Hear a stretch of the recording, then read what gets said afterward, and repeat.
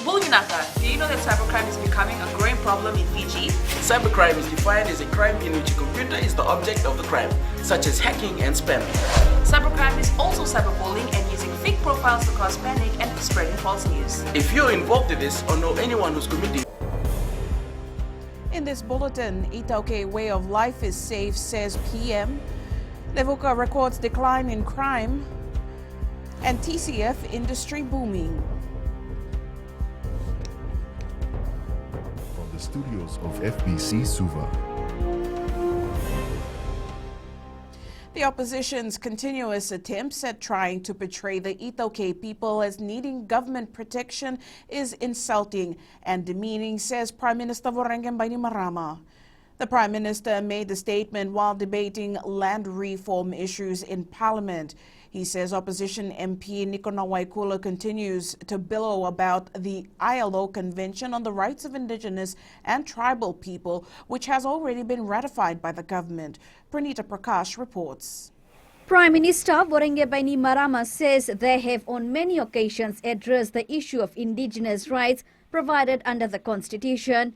It is absurd and makes no sense to think that a population who is in the majority is in danger of losing their cultural heritage, the traditions, the language, expressions, and the way of life.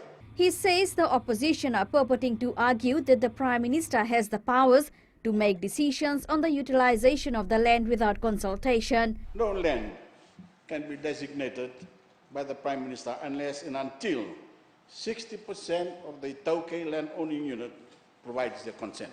All Itauke land that is taken into the land bank, you have to get consent of 60% of the landowners.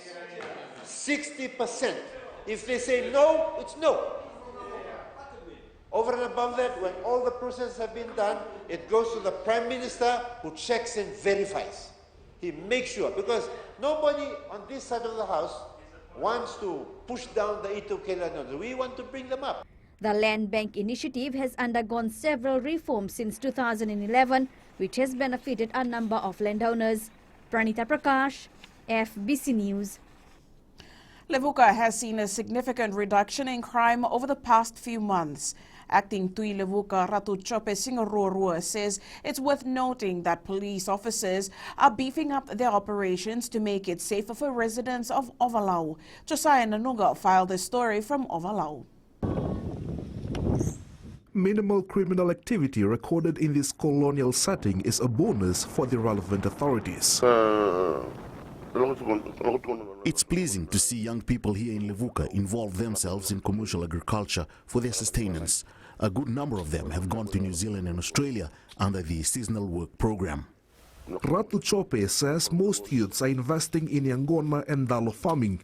He adds they aim to maintain the reputation and authenticity of the old capital.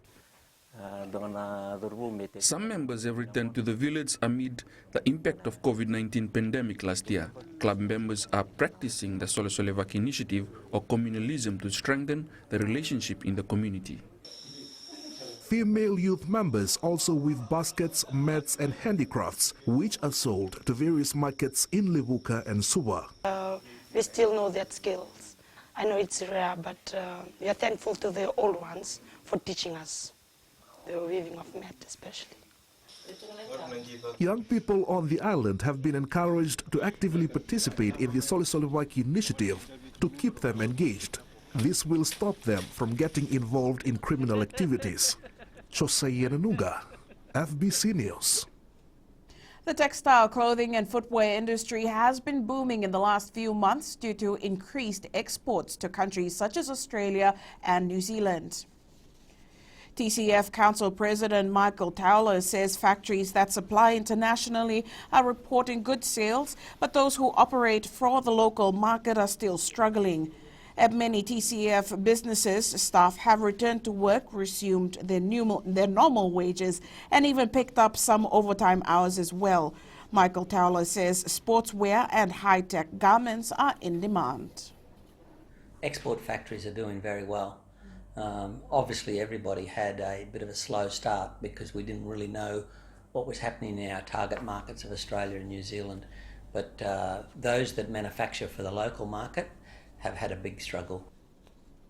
The Education Minister has set the record straight in terms of Fiji National University's technical colleges. Rosie Akbar says technical colleges are not only for school dropouts. She adds they're not promoting for students to enroll in technical colleges. Instead, FNU technical programs are now being offered at high schools. So let us not say technical colleges are only for dropouts. These students, imagine coming out now from FNU, with FNU accredited courses, which is going to allow them to enter any job market in the region, here or overseas. Akbar says funding was never an issue for the institution. Last year, only 198 new students were enrolled, and there were no new enrollments in quarters 2 and 3. Therefore, FNU undertook an independent review. Based on that review, the technical colleges were closed. The Water Authority of Fiji is reminding customers that the grace period on paying water bills ends next Wednesday. The grace period was part of Water Authority Fiji's assistance to COVID-19 affected Fijians. Chief Executive Barry Omanson says they didn't want Fijians to be disconnected from water services when there was a lot of confusion and fear. Commercial customers and institutions will need to clear all outstanding payments by next Wednesday.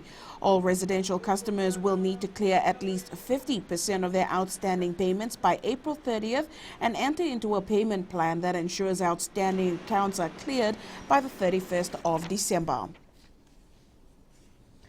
91 cases of tuberculosis have been reported in Fiji since January. Speaking at the World Tuberculosis Day commemoration at the Tumi Hospital in Tamavua, Medical Superintendent Dr. Mike Kama highlighted the increase in the number of tuberculosis cases over the years. Jeshu Lal reports. While there has been an increase in the number of tuberculosis cases, it was difficult to identify new cases during the lockdown period. The incidence rate for TB from 2019 in Fiji was around 59 per 100,000. That reduced in 2020 to around 48 per 100,000. Dr. Kama says the Health Ministry is working to identify tuberculosis cases so that people can be screened and given medical treatment. It's quite important for us to reflect back on where we've come from with regards to the TB program in Fiji and where we are now and where we would like to head towards.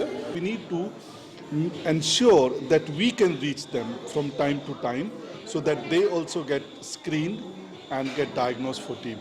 590 tuberculosis cases were recorded in 2019, while 430 cases were recorded last year. Since January, screening has found 91 people suffering from tuberculosis. Jeshulal, FBC News.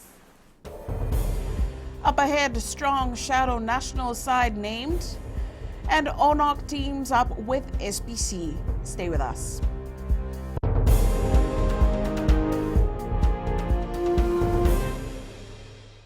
Oira na ngone no de nunu ena be singe ni mataka. Mersi sunga da kena loma dina kena be karon. Sakena ngau na mitaro bina na baksa ngai ka wala loma takina ngone. Dalabina oya o meliki. Bulre oya o Samuel Samuli. Nama kikira ena be mataka. Oniti kena bakarombuka. Ni waitini kalimana miniti me ono kina tini na kaloko. Ena Radio Fiji One nandomo ibiti. Pinda pinda na mataka. Dandra paina singabo.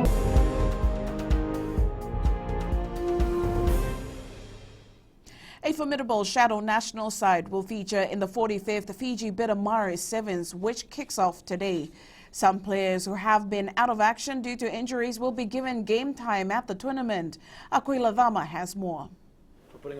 Fiji Sevens coach Gareth Baber has decided to field the best team at the Maori Sevens. There's a number of players who have sort of been injured, come back from injury. They didn't play up in Savo recently, so you'll see some familiar faces. Players like Tuta Wainingolo, Jerry Tuai, Joshua Kurunambili, Melin Derenalangi, Waisiana Dungu, Kitione Talinga, and Asaeli Tuipuaka are part of the team. However, Baber is glad to have a former captain back. Kelly Nasoko will be back in, playing in the Fijian jersey again, which is good to see. To see him come through an ACL reconstruction, nearly get to an Olympics, that not happen, and then fight his way back in fitness is good to see. There's some young players in there as well. Sireli Mangali will be playing with us. Anisi Ratove will be playing as well. You know, there's some boys who haven't had the exposure as others have. Organizers are excited with the inclusion of the Shadow Fiji 7 side, who will be part of something special. It is again another first in the world, and also we introduced two first. One is the new format that we devised, and the second is the bonus yellow card, red card system. The Fiji Shadow team is in Pool G with Moala Bonokula, NYB Rugby and Paradise Beverages Fiji Gold. Aquila Dhama, FBC Sports. The stage is set for the much-anticipated 45th Fiji Bitter Marist Sevens today. There will be a total of 38 men's, 8 women's, and 16 youth and 2 fellow Fijian competing in the 3-day tournament. The under-21 will kick off the tournament today at ANZ Stadium at 8 a.m. with defending champs Dominion Brothers battling the Black Heron side. Marist women and Valkyries will open the women's competition at 9:50 a.m. The men's will start tomorrow at 8 a.m. with the current champs Tambandamu battling it out against Lami Cavaliers. Captains of all participating teams gathered at the stadium, marking the start of yet another explosive Marist tournament. Adverse weather conditions have affected the national football team training camp. The side marched into camp at the Mba Football Academy on Monday and have so far only had 2 outdoor training sessions due to the flooded ground. However, the side has been working on other areas. They're expected to play a friendly game with the Mba football team. We are working on, from the first minute, we are working on our playing style philosophy. Now it's almost 3 months ago since we were collected last time, and we were interrupted by a cyclone, so we only had 3 days. So we just have to find back to our way of playing. The Oceania National Olympic Committees and the Pacific Community signed a memorandum of understanding yesterday that will benefit Pacific sports. The partnership will strengthen career pathways, technical expertise, and administration skills across the region in sports. As part of the MOU, ONOC's Oceania Sport Education Program commits to accredit its courses against the Pacific Qualifications Framework. Recognition of sport and now its formal qualification through this partnership with the Pacific community means our Pacific people can have a better chance at sports performance, livelihoods, health and well-being.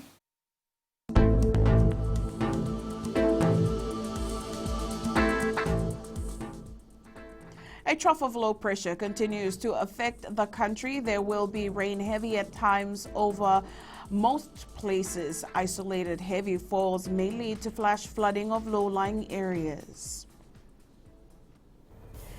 That's FBC Morning News. Join us at 7 p.m. for our major bulletin. For news you can trust, get the facts from FBC's TV, radio, and digital news at fbcnews.com.fj.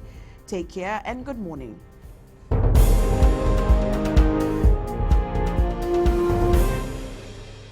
हमारे खूबसूरत देश Fiji में child abuse की घटनाएं आए दिन बढ़ रही हैं। क्यों बच्चों का मासूम बचपन अब्यूज का शिकार हो जाता है? अपने बच्चों की सुरक्षा का खास ख्याल रखें। उनसे बातचीत करें, उनके दोस्तों के बारे में जानें। आज के बच्चे देश का भविष्य है। मैं दीप्ति और मैं मोनिश, आपके हमसफर। शामिल हो जाए हमारे साथ मंडे टू फ्राइडे 5:45 AM से 10 AM तक रेडियो फिजी 2 देश की धड़कन पर।